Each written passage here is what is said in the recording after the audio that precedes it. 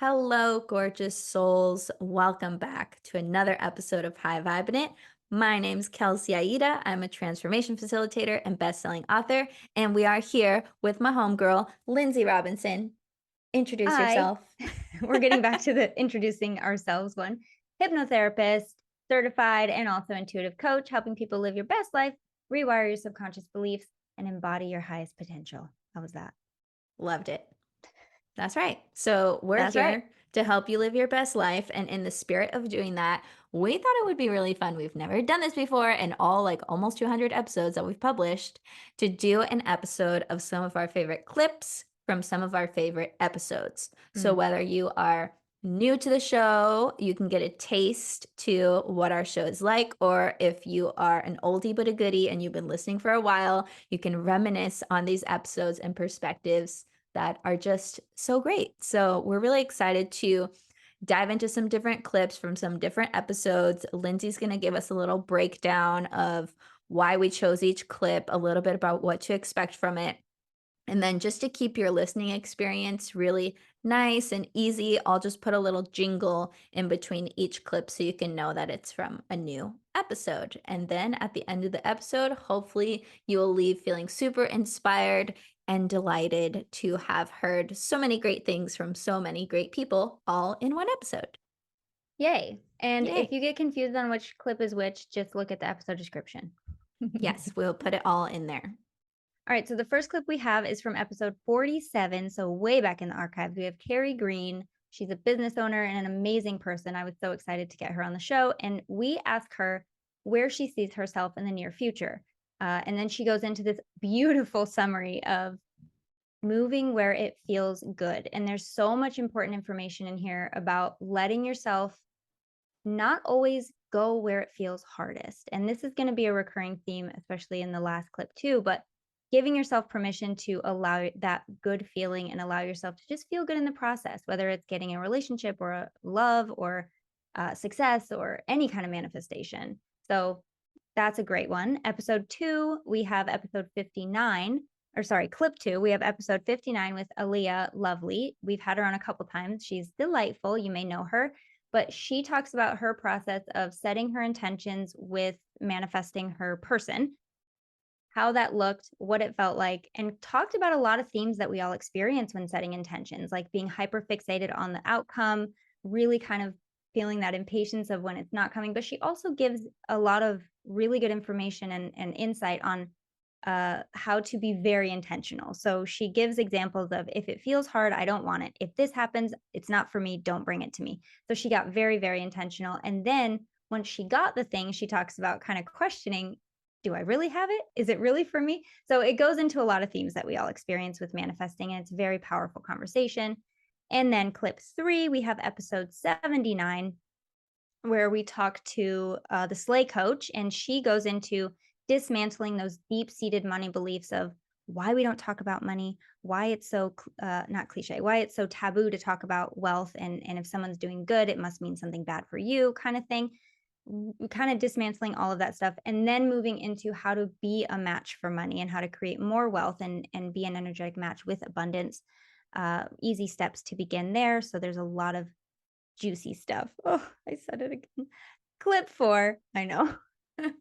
That's a word. Clip 4 is episode 58, The Difference Between Narcissism and Self-Love, done by Kelsey and I. That is a solo episode, if you want to call it that, with no guest, just us talking about the down low on how you will never turn into a narcissistic person if you can cultivate more self-love. And we go into the difference between those two things. Clip 5. I keep saying episode. Clip 5 is episode 162, Daniel Mangena, Dan the Man. He's one of our more recent episodes, one of our more recent guests. And he goes into, well, I rather ask him a question about, we know it should be easy. We know it should feel easy. Why do we keep thinking it has to be hard? What is that? And how do we get rid of it? That feeling of you have to work hard for your money, you have to work hard for this or that. And if it feels easy, it must not be real. It must be too easy, too good to be true. And we kind of dismantle that. And he goes into why that is BS. And it's hilarious. This is one of the funnier ones. So make sure you stick around for that one. But that's all the clips. They're really great. They have a lot of good information in them, and we really hope you enjoy.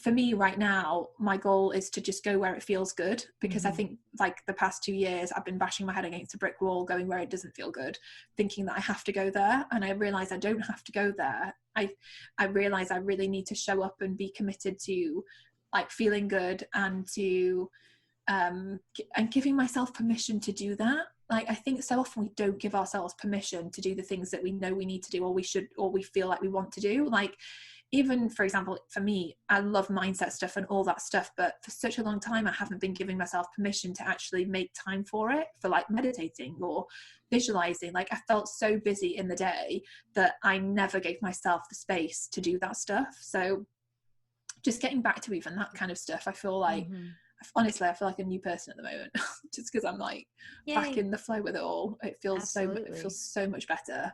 I honestly like had this visualization the other day. It was so weird, it just came to me, and it was like I felt like I was riding a bike with like the wind blowing in my face, and I just felt free. And I was like, oh my gosh, I've not had this feeling for such a long time where I just feel so good. And yeah, it's funny, isn't it, how it all comes down to what we choose to focus on, and the Totally. decisions we choose to make, and it's like, am I going to actually have the guts to speak my truth and to make really difficult decisions that feel uncomfortable, but I know I need to do it to move forward? Or am I going to keep being out of alignment with myself and keep ignoring this message that, like, you know, my intuition's bashing me over the head and making me feel terrible, and I am ignoring it over and over again because I don't have the courage to like face up to it. And so yeah, I feel good lately that I finally had the courage That's great. Now to get back. I have a question about how you said in your journey story about how you got here that you had a couple, what did you call them, disgust days? Like Days of disgust. days of disgust. Thank you. And Disgust days. now because what I say a lot, you know, in different ways, is that you don't have to necessarily move yet, but at some point you're probably going to be so uncomfortable that the thought of staying in this spot for another second is just going to be too much, and you're going to have to take action. You're going to have to take the next step, and you're going to feel like that's your push. Would you describe that as kind of what you experienced in these days of disgust? Yeah, I mean, I was only using that just because I think Jim Rohn said it well. I mean, like, that's beautiful. I love that term, by the way. I've just never heard it before. Days of disgust. Yeah. So Jim Perfect. Rohn talked about like when he talks about emotions that like can change your life, and he talks about disgust being one of them. And when people have like a day of disgust, when it's like they realize what is going on and they realize they're so disgusted by themselves, not in like a really crazy way, like I don't mean like, just in the sense of like, you know, when you're so fed up of your own crap. Absolutely. You're so fed up of being stuck in your own way, and you're over it, and you just want to get over yourself. It's like, yeah, it's that day when you have that realization of like, I can't do this anymore, something, I have to change, and change becomes absolutely imperative. Like you said, the staying where you are is too uncomfortable, like you have to change. So yeah, it would be the same thing. I think the question for everyone to ask themselves is like, do I want to be uncomfortable for the rest of my life, like not living up to my truth? And maybe it's like a smaller degree of uncomfortability, but it's like every single day. Or do I want to just power through it and get really fucking uncomfortable for a small period of time so that I can push through to where I actually want to go, so I can feel good in a more long-term and sustainable way? Like, yeah, it's going to require some moments of intense uncomfortability and uncertainty, but that's sometimes the price of getting to the other side where you have that long-term fulfillment and happiness. Exactly. And I think the big thing is like, what is the point of not allowing yourself to try? Like, I think, you know, we live one life as ourselves, and you know, some people believe we reincarnate. You're the best. I happen to be one of those people, but like, as me, I live this one life, and I am here, and I think like it is on me to live my best life, And I do not want to get to the end of it and think, what the hell was I doing? I was just fiddling around. Like, and I remember doing this exercise once, and it was where someone said, if you only had 12 months left to live, what would you do differently? And I was like, oh my gosh, like if I actually had 12 months left to live and I'm focusing just on my business and not like, okay, I want to take off go and explore the world. But if I thought about it from like a business perspective of what do I want to achieve if I only had 12 months in which to achieve it, I realized I'd make radically different decisions. I would play a bigger game. I would live my life on a bigger level. And I just think we forget that because we get so caught up in the minutiae of the day to day. It keeps us playing small. So I constantly feel like I'm zooming back out of life into that big picture. There's this, every time I do like a workshop, I always share this slide. And it's this image I once saw of like the universe. And then there's like a little circle and it says, you are here. It's just like insignificant dot. And it makes me realize like we live on this planet that is surrounded by blackness and stars and this universe and that we just can't even get our heads around. We don't even understand what is really out there, but somehow we exist here in this moment. And it just makes me think like we have so much opportunity. We have to like show up and be our own best friend so that we can help make the most of the opportunity that we have and to live the best lives. Like it is on us. And when I think about that, it just makes me feel so empowered to do scary things and make scary decisions and say yes to speaking in front of 1,000 people, even though every part of me wants to say no, hell no, I'm not speaking and doing that.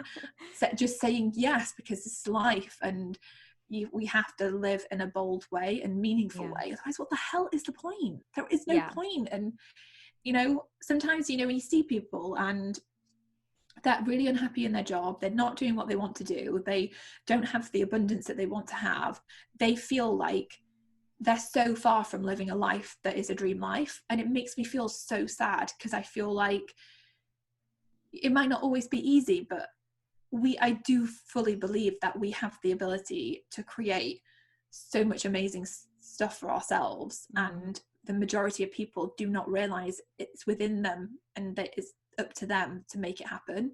And I think that's why all this mindset and manifesting stuff and law of attraction stuff is so powerful, because it teaches such incredible lessons that, if we all applied it, we'd all be living amazing lives, or much better lives, much more fulfilled lives.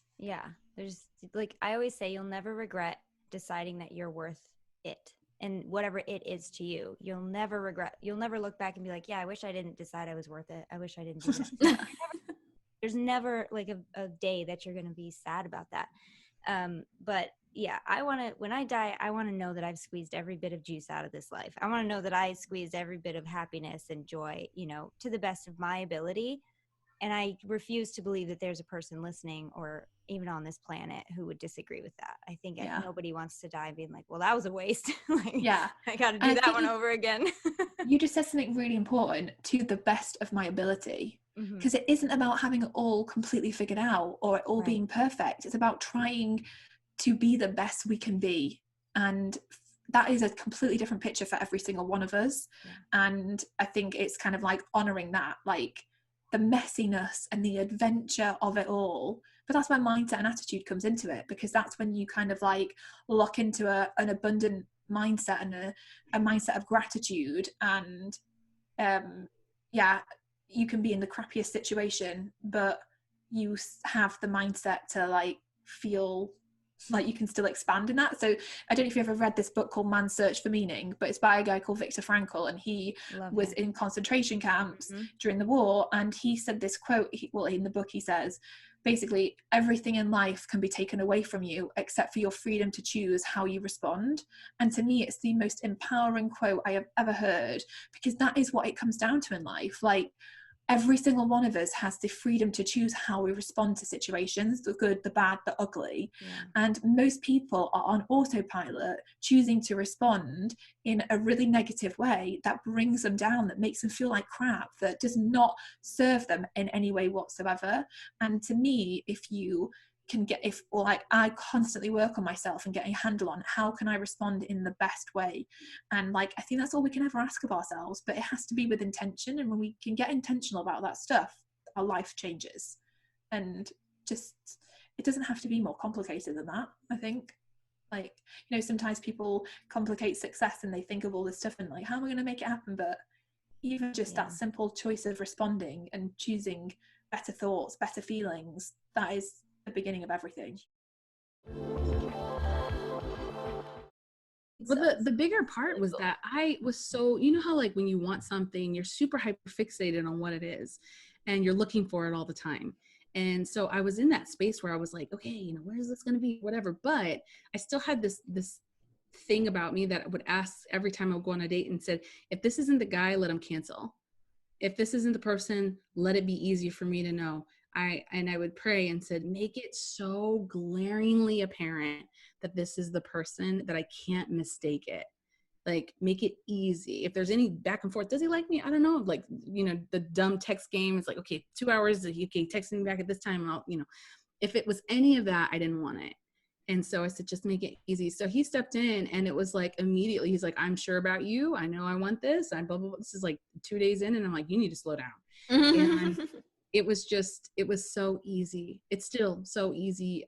He's got 2 kids and like, we're learning how to integrate those things. And, it's just really easy. And I still find myself in places where I'm like, but how though? You love me? Like for real? You know, like I still find myself questioning those things. And the universe has been like, Alea, shut up. We finally gave you the thing. Don't question it. It's definitely our human part, whether it's a relationship or, you know, a certain level of success you're at, or just anything that you felt at one point in your life was too good to be true or was impossible or was just out of reach. Yeah. Once you're in the shoes of the person that has it, you're like, when did this happen? How did this happen? Because we want to rationalize it. We want to make it make sense. And that is not the language of the universe. It's None just of like, this makes sense. None of it. No. And just, you know, that's another part of surrendering. Surrender the logic, surrender the path that got you here, and just be unbelievably grateful that you were capable enough, that you were up to the challenge, that you were up to that journey. Yeah. Wow. So cool. Yeah.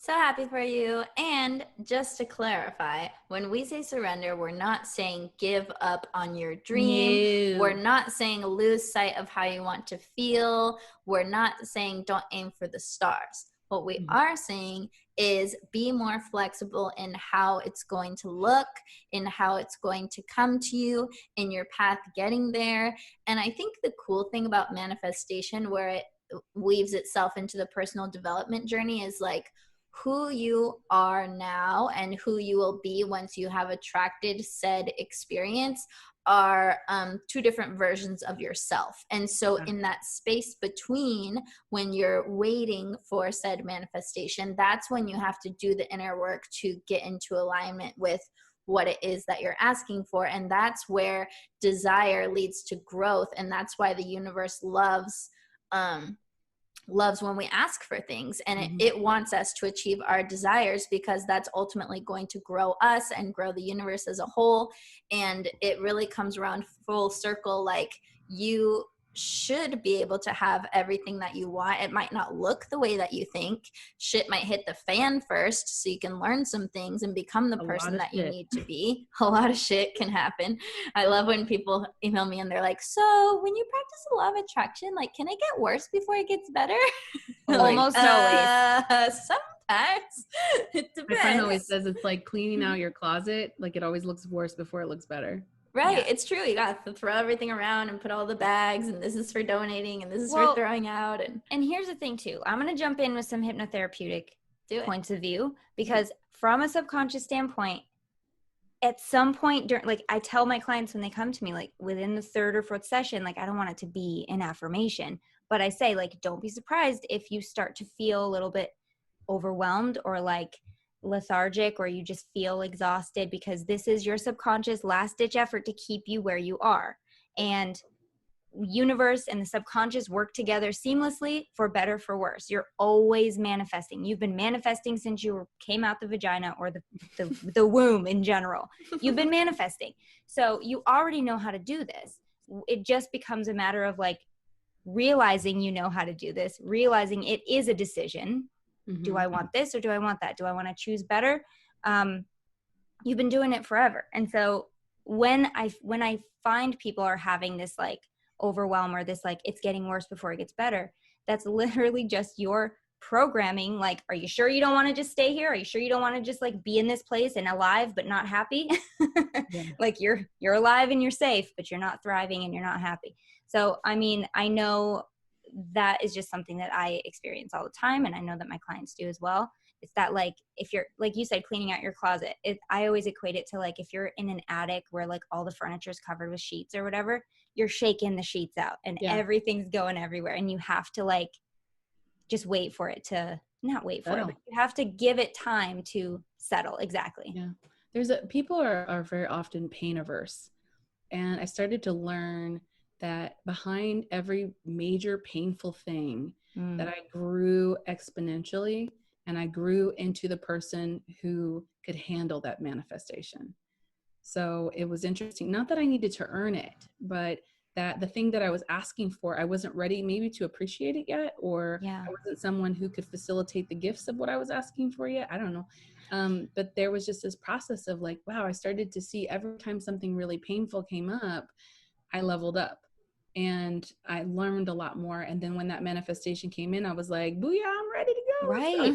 So there was just this, like, I started to look at pain very differently. Through the manifestation process, the thing that we're talking about when the cleaning of the closet is that pain that we feel, exactly, that disappointment, or, like us having to really dig through our wounds and get to that place. So that's been something that has really shifted my perspective and the way that I move forward towards anything now. Like there are some bumpy things that have been happening over the last couple of months, and I'm like, okay, hey, what's up? I'm about to level up. Like it doesn't feel the same anymore. I don't feel afraid as much. I say, okay, this is a thing that's going to set me into the path. However, I really hope it's not a long time, but the less I try to control it and the less fear I feel, the shorter it is. Yeah. And so in that perspective, I feel like I've gained a lot more control, because you can't control necessarily what happens around you. And when they say like, but you can't control how you feel about it, I was just always like, ugh, I can't help how I feel. You know what I mean? Like I was always so resistant to that phrase. Yeah. But now I'm like, yeah, I do get to look at this as an opportunity versus a tragedy, or I get to see myself as somebody who's being empowered versus a victim. Like I get to do that. And there's such a different feeling attached to both of those things. And I love that feeling. Again, we don't want it to last too long, but it is a nice feeling when you know that you're going to be supported no matter what. And you're still human, so you still might freak out, but like you can pull yourself back in and say, okay, rein it back in. Reel it in. Yeah, I think it's okay to hold space for the human perspective of, poor me, I'm a victim, this sucks, I can't believe this fucking happened, I don't like this. And also simultaneously, you can hold space for the perspective of, well, maybe possibly this is so something better can come in. Maybe possibly there's something for me to learn here. Maybe possibly there's something for me to heal here. And I think it's okay to simultaneously be in both. And ultimately, like the more conscious you become, the more you can hold space for all these different perspectives that seem to invalidate each other, but they actually don't. Like it's like this is true and also this is true at the same time. Right. It's a kind of our training in dualistic thinking that keeps us from being able to hold both perspectives. We think it has to be this or that, the same way that we vote, the same way that we look at other stuff. It's always got to be this or that. And there's a lot more gray area there. And there's a lot more perspectives where, like you said, those both perspectives can live together. They don't have to be mutually exclusive. Yeah. And you don't have to negate one just to honor the other one. Right. Yeah. Just like you don't have to pretend to be positive all the time just for the sake of manifesting your highest timeline. Like that doesn't Kelsey, work. I think you hit it on the head when you said, it was like in the beginning of the episode when you're like, authenticity is the new, what was it? Is the new manifesting and new enlightenment. Yes. Like if you can just work to be authentically you, whatever that means, in terms of emotion, in terms of like allowing yourself to just feel it, even if you don't want to, even if you've been ignoring it your whole adult life. Look at it. And propels transformation. yeah, you're never going to get steered wrong if you like, I love that you said you deeply surrendered and you made your intentions clear.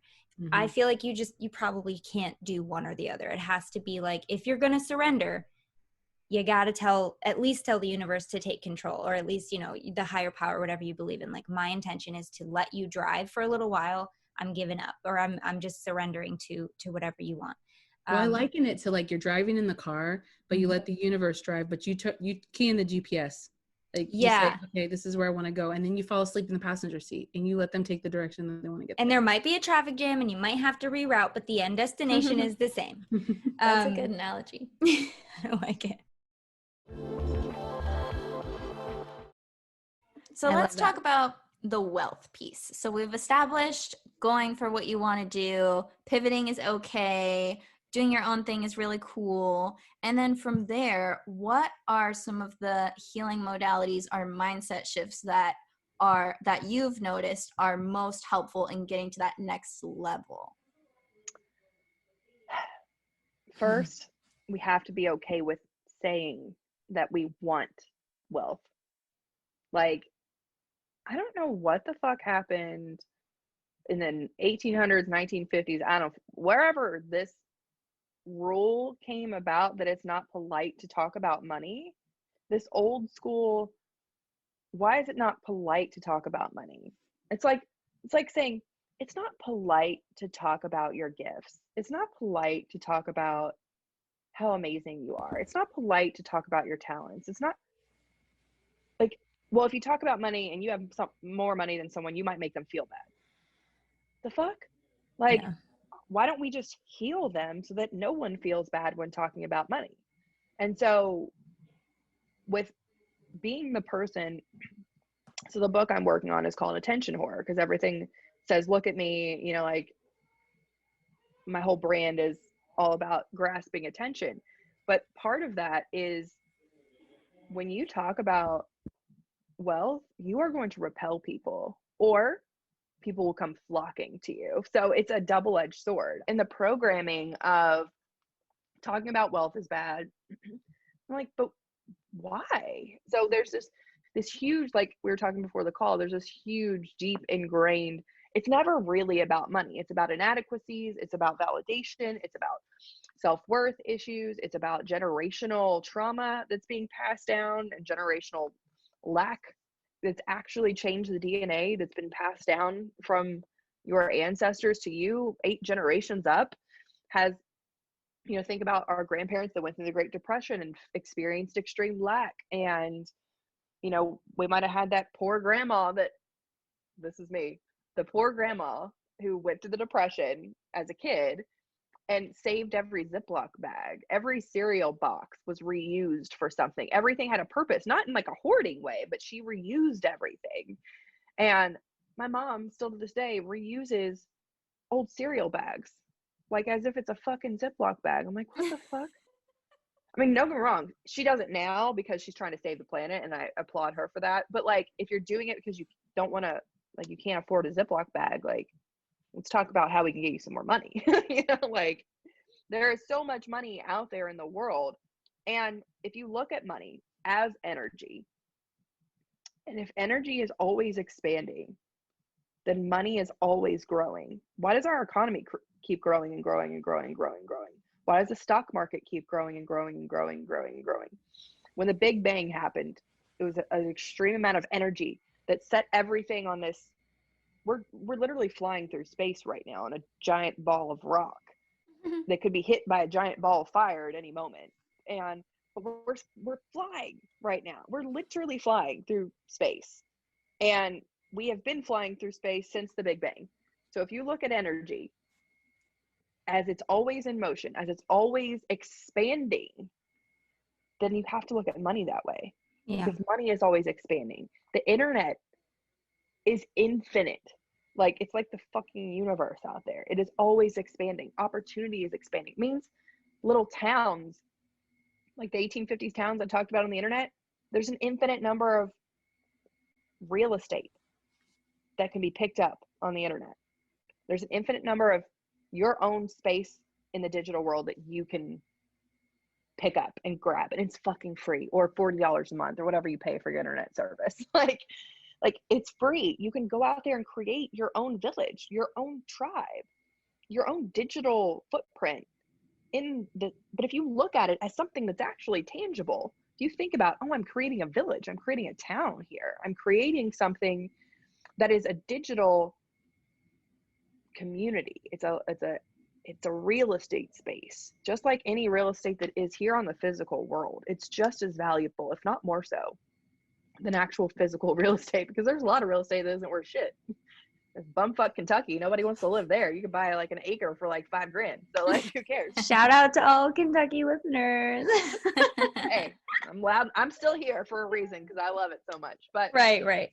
But like, if you look at money because we have the internet now it can be created infinitely, because it's an exchange of value. And now you have this digital footprint that you can create for yourself, this digital village where you can sell to people their products, and they can sell you their products, and you can create your own little economy and ecosphere. It's literally the same as buying a plot of real estate and creating your own village in the physical world. And it's the same amount of value. And so if you can bring value to people, they will keep coming back and buying. Most of our customers are repeat customers. They come through our funnel. They start with a low cost program, and they work up, and they buy the next program, and then they buy the next program because they get results, and then they want to work with me privately. And it's because we've created just a place where people want to live. They want to be there. But everyone can do that. Everyone can create that or be a part of that, because not everyone wants to be the leader. Not everyone is born to be the mayor of a town, but everyone has a chance to be a part of the digital currency space that is going on in the world, whether you're creating digital products, info products, which is like a $70 billion a year industry, or if you're selling your physical products on the internet. If you watch Shark Tank now, 90% of the people that get a spot on there are like, well, how'd you make all these sales so quickly? And they're like, social media. They have a physical product, but they're like, we went viral on TikTok. You know what I mean? Like, they're selling physical shit, but they're using this digital footprint that they have created, this community, this space that they have built for themselves. Yeah. That's Sorry, deep. it's kind of a lot. I like the mayor analogy. Not everybody wants to be the mayor per se, but you can definitely find a spot in that town where you will thrive. You can be the basket weaver. Yes. Good old basket weaving. We love that. We're bringing it back. So do you have a question that you would encourage people to ask when they're beginning to change their money story, or where the desire is to change what's going on with money? Where would you start? My favorite. It's a series of questions, and I ask it all the time. It's one of my favorite, I think, most powerful little coaching series. And I give it away for free. It's on my podcast. It's not like something that's like some top secret. Oh, but this is one of the most powerful things that you can ever ask yourself. So I want you to picture someone you look up to deeply, a celebrity, someone you look up to that has a lot of money, that's successful. It doesn't have to be a celebrity. It can be a business owner or whatever. You know what I mean? Everyone feels like an influencer or celebrity now that has money that's on the internet. But someone that you look up to that's fucking just like the epicenter of your queen, your goddess. I use Beyonce because I feel like everybody relates to Beyonce, no matter your background. People are like, oh, she's Beyonce. I get it. She's goals. Like, she's just goals. Like, that's it. She's goals. Yeah. I'm Lady Gaga is my mother, and Dolly Parton is my grandmother. So that's I'm the purple Dolly. And so I always ask people, because the answers are always the same. And so if you can ask yourself, do you believe in a higher power? The answer is almost always yes. It doesn't have to be God, but almost everyone I talk to has some form. There are very few atheists that follow me. So like they believe in some form of spirituality or a higher power or God or religion or whatever. I'm like, okay, cool. You believe in a higher power. Do you believe that higher power created us all equally? Like in his image, her image, God's image, whatever, the universe. Do you believe that we were all created with magic?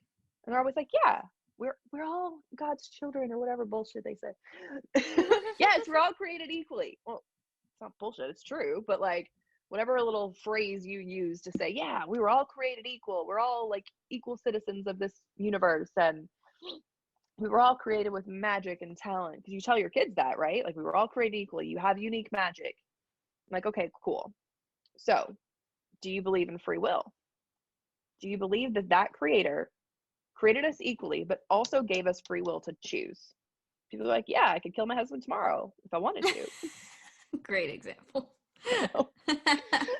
While I say that, when I have like the perfect saint of a husband, he's amazing. But like, yeah, you have the free will to do anything or say anything or think anything that you choose. You have free will. So we believe in free will. So we have agreed on some things here, right? We have agreed, 1, that you have free will to choose your thoughts and your actions. 2, we were all created equally, right? We were all created equally. We can choose our thoughts and actions. So then I'll ask, why are you choosing to believe that you are somehow different or separate or not created with the same magic that created Beyonce? Why are you choosing to believe that she is separate or better than you? Why are you being an asshole to yourself? You have free will. You told me you have free will, so you could choose something different because you have free will. Those thoughts weren't, these are the thoughts you have to have. No one is telling you have to have those thoughts, and those are the only thoughts that you can think, is that I'm not magical, and you were created with the same magic that created Beyonce. You have the equal amount of magic that created, it's different magic. I mean, I know I can't dance like that or sing like that or any of the things like that, but like, it's different magic, but it's an equal amount of magic. And for you to choose to think otherwise is hypocritical to every belief that we just set up that you said you believed. It stands against everything you just said you believe to be true. So why are you doing that to yourself? That's mean. Stop being a dick to yourself. Yes, and the whole stop being a dick to yourself part, it's like when you do adopt that spiritual mentality of we're all one, like hurting yourself is the same as hurting another person, but you don't hurt other people on purpose.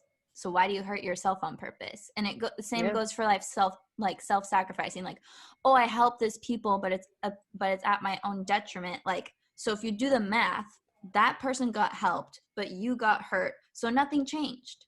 You didn't help anybody by doing that if you're still hurting yourself. So it's like, mathematically speaking, if you're hurting yourself, you're hurting people on this planet because you are a person on this planet. So cut that shit out. I know. Well, and knowledge is everything. So I agree. I'm a hypnotherapist, so I have to think about like the stuff that they didn't know they believed, the stuff that was going on in the background. So there's a lot to be said for like, if yesterday you had no idea about this stuff, you're off the hook. Today you know. Today you have the knowledge. Today you have the ability to make the decision. You have every opportunity to start to change. What is that saying? Like, change 1% every day. Even if you only change 1% better every single day, you're still going to get there. Of course, that's not necessarily enough for most people, but everyone can do 1%. There is something you can do to start changing those conscious and unconscious beliefs about money, relationships, worthiness, which it all kind of comes down to worthiness, doesn't it? It all comes down, but also like success or growth isn't linear. So right. Give yourself permission to take 3 massive steps forward and 2 steps back. You're still 1 step ahead of where you were 6 months ago. So life happens to all of us, especially this year. It happened to all of us, right? I mean, like being stuck in the house with 3 kids, I'm like, fuck, God, we have to move. We need a bigger house. Get them away from me. I need a she shed. Yeah, I need a she shed. How do I run this business with them in my house? They won't leave me alone. Right. So we all have life that happens to us, but how we respond to it is all different. And so if we're all going through equal amounts of shit, just different shit, but equal amounts of shit, what separates the top 1%? It's the ones that keep going. So how do you keep going? When you fall down, the successful quote unquote people aren't the ones going into the guilt shame cycle of, well, I failed, I fucked up, I dropped the ball, and now it's too late. No, it's not. You didn't fuck it up. You can't fuck it up. You can only fuck it up by staying there. Hey there. We hope you're enjoying this episode so far, but if you want to listen to the whole thing, we're going to invite you over to our podcast. Either search for High Vibin It on iTunes, Spotify, wherever you guys listen to podcasts, or even better, if you want to watch the extended video version of this episode that's even longer than the actual podcast itself, head over to our Patreon at patreon.com/highvibe. Lindsay, tell them what's awesome about the Patreon. Patreon is where we have all of our extended episodes. As Kelsey said, we have it on video, so you can actually see the things that we're talking about. Sometimes we have visual aids, and it's nice to know what we're talking about. We also have hangouts that we do sometimes that are exclusive to Patreon people. And you can get started with all of this and bonus content and everything that we have only for the Patreon people for as little as $3. I think it's $3.33 a month. And that's it. And you guys can get all the benefits and all access to everything that we put in there. Really Yeah. cool. It's really cool, really fun, super easy to join. And you guys don't even have to do that to finish this episode. If you're like, screw it, I don't want to pay any money, I just want to hear the rest of this episode, go to our podcast, High Vibin It, search for it wherever you listen. It's totally free. Either way, enjoy the rest of the show wherever you choose to enjoy it. And we will see you guys next week because we do a new one every week. Adios. Bye.